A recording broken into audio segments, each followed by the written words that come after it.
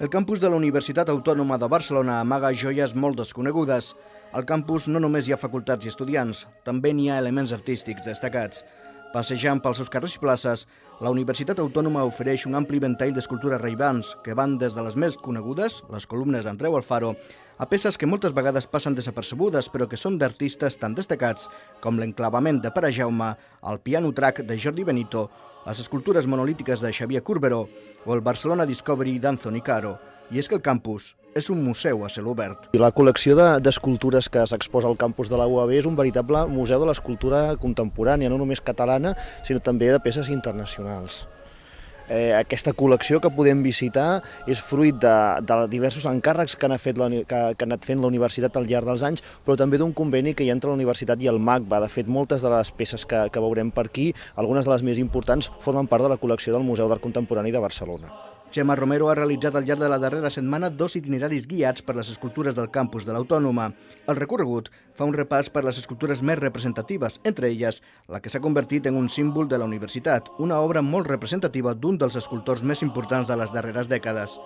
Bé, és que l'Andreu Alfaro és un dels escultors més importants de darrer terç del segle XX a la península, i les columnes han esdevingut un símbol de la universitat, que és el que es pretenia, però també, evidentment, són una obra escultòrica i arquitectònica, de fet, perquè realment ocupen un espai impressionant de categoria de molt alt nivell, molt característica d'aquest esperit i d'aquest estil de l'Andreu Alfaro, geomètric, abstracte, de la repetició del mòdul.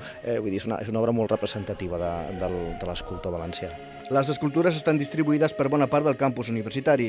Prop de la Biblioteca d'Humanitats, a la Rambla Nord, es troben peces de Caro i de Corberó, a la Rambla Central, de Pere Jaume o de Miquel Navarro, i al costat del rectorat es troba una peça musical de Jordi Benito. Tot i que hi ha algunes peces escultòriques a l'interior, la majoria es troben a l'exterior, cosa que ha provocat que s'hagi de retirar una obra de Pablo Palazuelo per conservar-la millor. Els canvis a les condicions atmosfèriques fan que el manteniment sigui cada cop més necessari. Clar, l'escultura està feta amb uns materials que de fet es conceben com a perdurables, però necessiten un manteniment.